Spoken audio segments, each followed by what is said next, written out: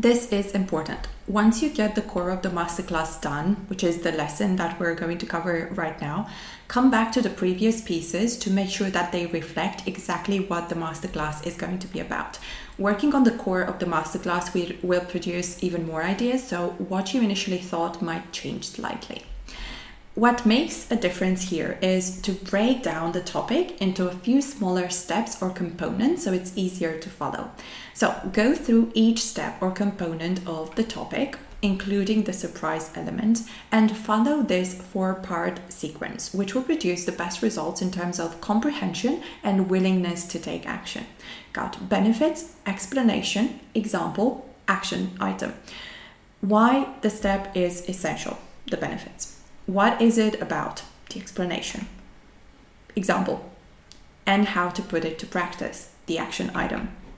To break things down, think about what your clients need to know and do to get the result from your masterclass.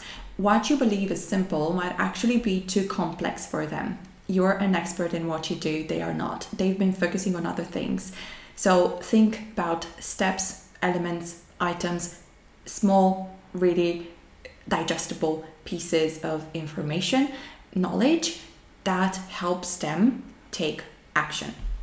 For instance, in a masterclass that teaches you how to come up with an impactful, results-driven mini course idea, I would cover the following.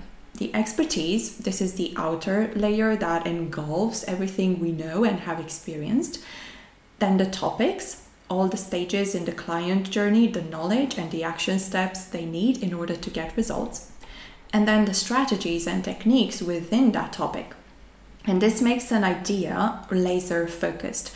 It allows you to focus on one thing rather than try to add everything you know in one mini course. So just choose one of those strategies. And these are the steps that I'm going to present during the masterclass to help you get to that mini course idea.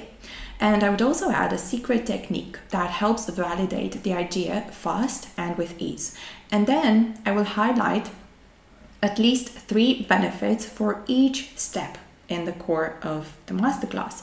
Explain each step using simple concepts. I will provide examples and then move into showing people how each can be put into practice. And you could do the action steps right then and there with them using more insightful exercises. If it's an action step that takes a bit more time, then that can be part of the homework. Mystery tip. The example piece is an opportunity to share, for instance, how one of your clients implemented a specific step and got results. It's also an opportunity to showcase your style or sneak in extra tips and ideas that are unexpected and helpful.